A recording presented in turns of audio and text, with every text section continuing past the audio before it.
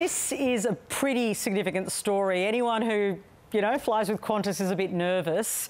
Ange, the identity of the attacker is not yet known, but it is believed to be this so-called scattered spider ransomware group.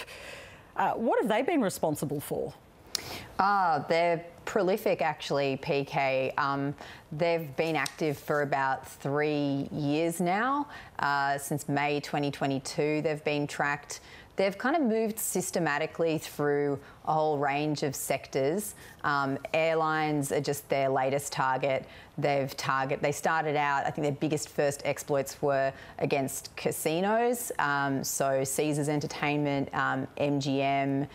They've moved on to financial services companies. More recently, people might have heard about the hacks on Marks and Spencer in the UK, so retailers there.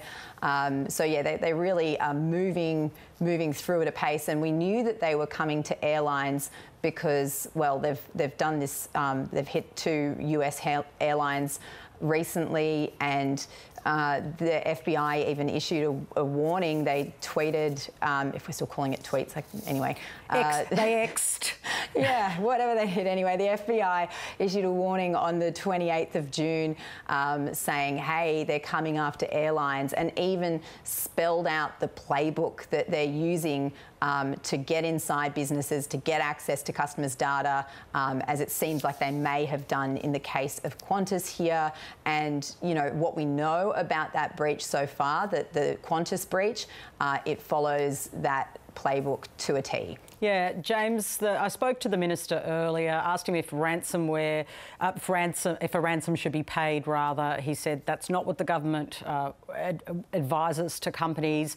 I also talked to him about a third-party platform was involved here, and he said he advises that they don't use third parties, but they do, right? Like, that's not going to change, and clearly their cybersecurity isn't up to the same scratch, right?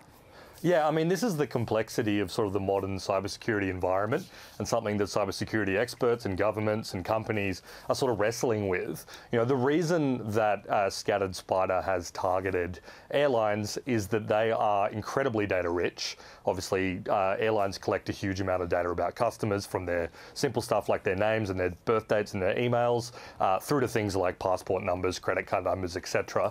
But also, airlines are quite vulnerable in the sense that they tend to be pretty complex operating environments. They use a lot of third-party, not just software, but external contractors.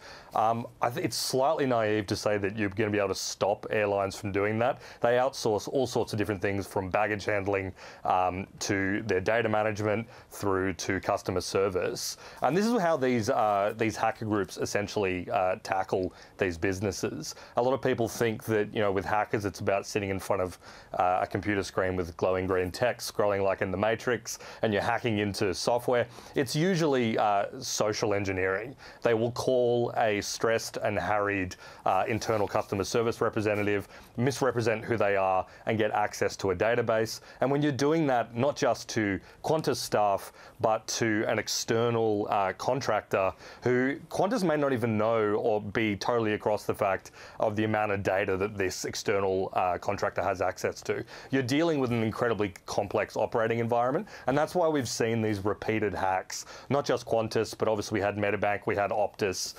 This is like an ongoing issue, and I think it's a little bit harder than just saying these businesses shouldn't use third-party services or contractors. Yeah, clearly the government is working pretty closely with Qantas on this. That's certainly what Tony Burke said. Ange, we're in early days. It just was only announced today. But what's your assessment of the way that Qantas is handling this cyber attack and the way it's communicating about it? Well, as embarrassing and difficult as it is for a company to come forward and take this kind of reputational hit, it's also the best thing they can do to protect their customers, because the customers who may have been exposed here, and we don't know the exact number, but 6 million is the possible ceiling, so it's a lot. Those people need to know to be on the lookout, because they are more likely to be targeted now if their data has been exfiltrated, stolen, and distributed more widely, they're more vulnerable to scams. Now, that's the bottom line, and they should know that. And it's right that Qantas has come forward and spoken about it. I think what's happening in the background, what's likely to happen in the background, what we know is that when this much data is stolen, the most efficient or the most money you can make out of it if you're a hacker group is to demand a ransom. Now, Qantas is saying as of this afternoon that they haven't had any contact from the threat actor so far demanding such a ransom, but it is likely based on how these things tend to play out, how we've seen them play out before, that a ransom could well be asked for, and then what happens next will happen behind closed doors. Well, thank you to both of you. What a day for tech journalists like yourselves. Thanks so much. Thank you. Thanks, PK.